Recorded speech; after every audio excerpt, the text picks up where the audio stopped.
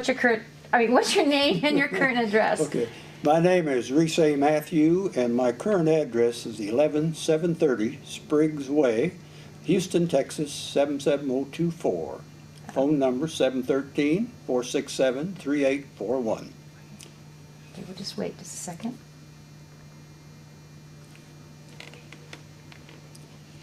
My name is Reese Mathieu, and I go by the nickname of Matt.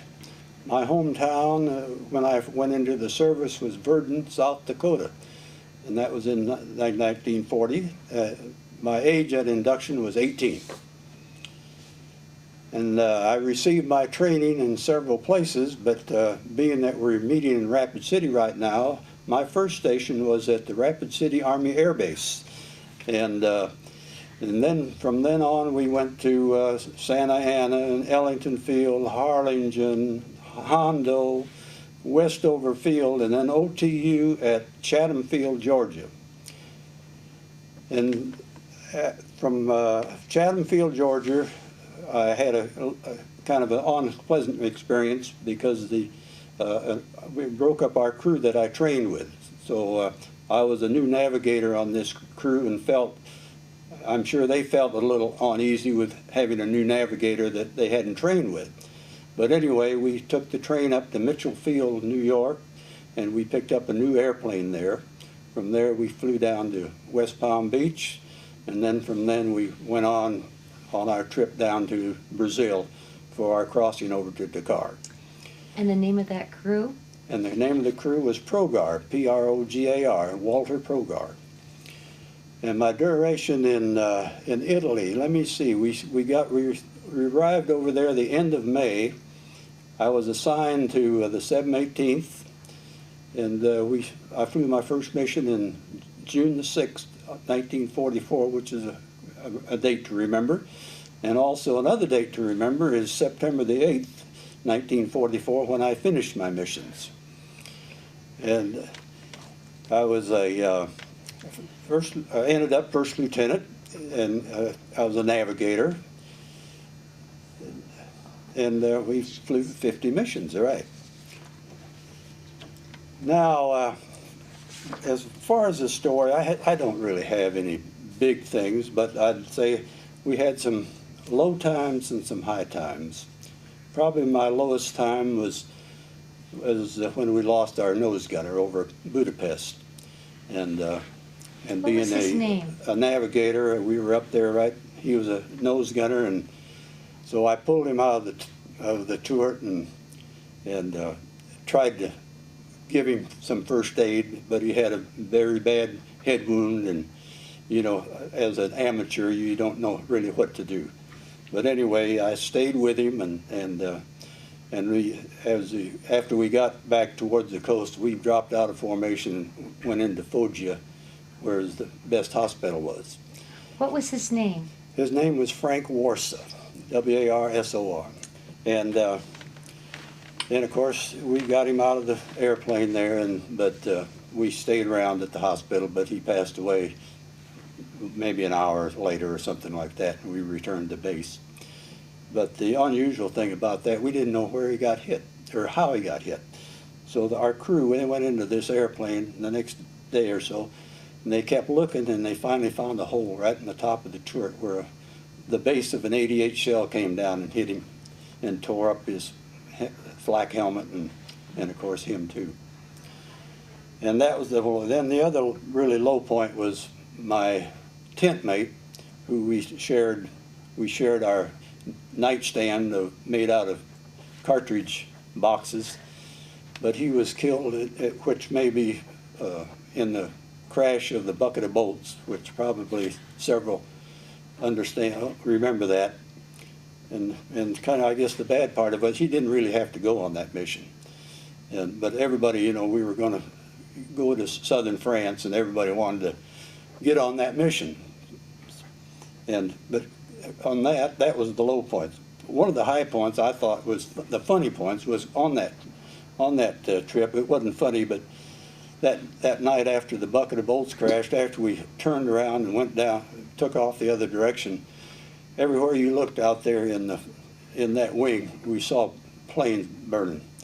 And so at the rendezvous point, which was, I think, over Corsica, everybody, you know, they were just all mixed up, planes flying everywhere. And then occasionally they shoot up a flare, and all you could see is flares everywhere. So anyway, when it came time to start off for the target, everybody just kind of fell in. We had, in 4 sections, we may have two people from one squadron or another squadron or another group. We just joined in. And actually, it ended up at southern France. It was actually a milk run as far as the target was concerned. We didn't have any problem at all. But we lost all those planes on takeoff that night. And let's see, and I guess about the other funny part was that we had a target south of Bucharest. It was called Giurgiu on the Danube River. And it was an oil supply house. And of course, when they'd brief you, you know, they'd brief you for 8 or 10 guns. And those were the hard targets that we had, I think. Man, you know, every flak looked like they were aiming right for you. And but I asked, after we got off the target, we asked my waist gunners back there, their name, Furlong and Murphy, and old Vince says, man, Murphy and I, we were doing Hail Marys and cadence. So that was one of the funny things. But outside of that, it wasn't anything spectacular, but we talked about having George McGovern here, and so a friend of mine gave him his book, you know, from the Wild Blue or something, whatever.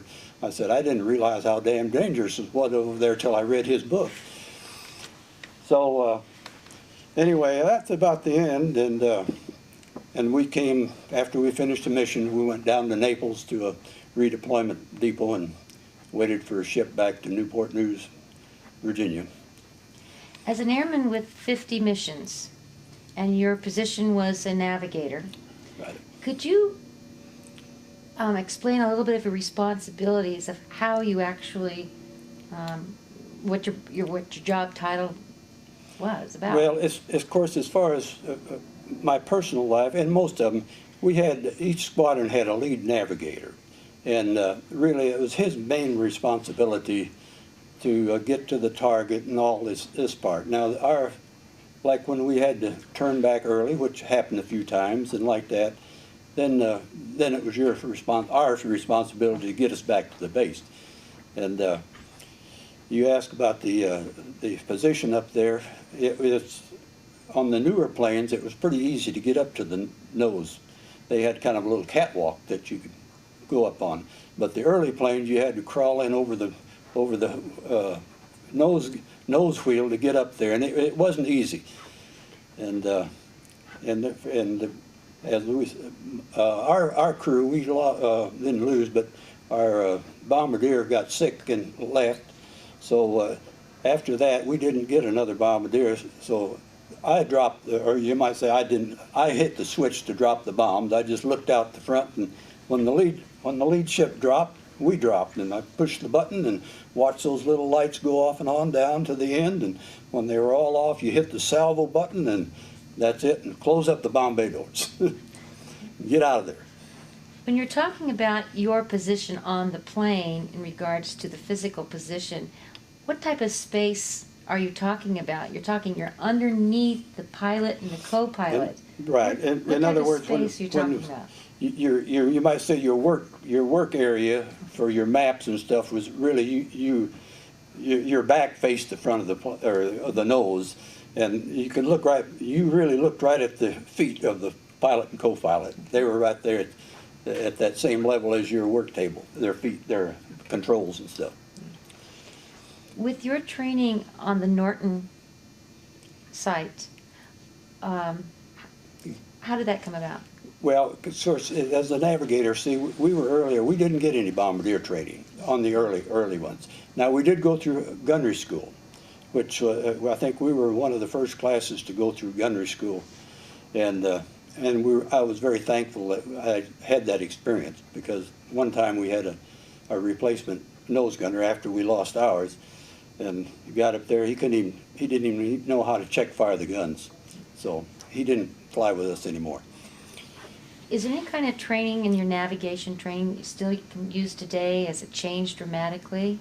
Oh man, I mean, it's, like I tell everybody, when you see these B1s and that kind of stuff, we were the horse and buggy days of aviation, really.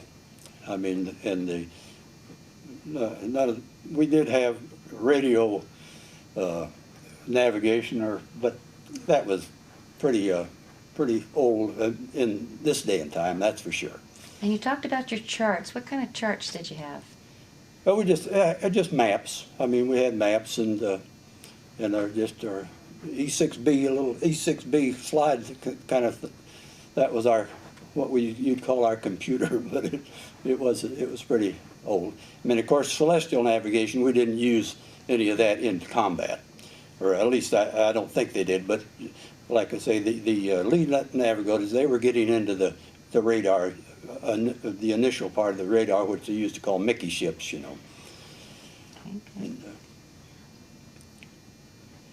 well, you hear, you know, all you ever hear about is the B-17, but the B-24 was a great airplane, and personally, I got home safe, and that's all that's necessary. Awesome. All right, good. Okay, that's a wrap. Yep. I need to make sure that stays red. So I just look at it every 2 or 3 minutes and make sure that's still red. We're recording right now, okay? Okay, let's go. Okay, go ahead and, so you're not gonna use this? Here, Then I'll I take remove it. So we can just see your pretty face and that's all. Okay, so please tell us your name and your current address and phone number.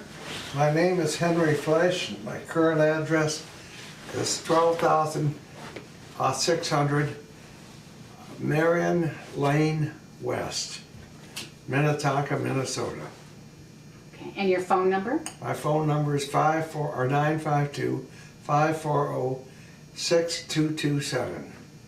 That's great, good volume. Yeah. Okay, so now we're gonna go ahead and start with the interview. Okay. With the story. Full name, Henry Flesh. Hometown, Piqua, P-I-Q-U-A, Ohio. Age of induction, I would have been 19 then. Oh, your training. I got most of my training started out at Maxwell Field. Then I went to Peabody Learner School for piloting. Washed out of there after 60 missions with 60% of my class. And I was one of 2 guys out of the whole bunch that was sent to Selman Field Navigation. So that was a happy thought. How did I arrive in Grottaglia? I flew from San Francisco to all the way across the country, up into Newfoundland, then flew across to the Azores, then to Marrakech, then to Tunis, and then finally to Grottaglia. Right. Duration of service. Got over there the end of July 1944 and ended March 1945. I had 35 missions in. My rank and position was a first lieutenant. Name of crew and aircraft. Well, the aircraft was Touch Me Now, which we named of our own choice. My crew were Warren Mugler, the pilot, Dale March, the co-pilot, Dale O. Davidson, bombardier, myself as navigator, Fernando Odell as radio operator, Hendrickson a waist gunner, and Melanson was a tail gunner. Dick Thorberg was the nose gunner, and I've forgotten which one? Martz. Oh yeah, Warren Martz, my co-pilot. Okay. There were 10 of us. My story starts on my 13th mission on Friday the 13th.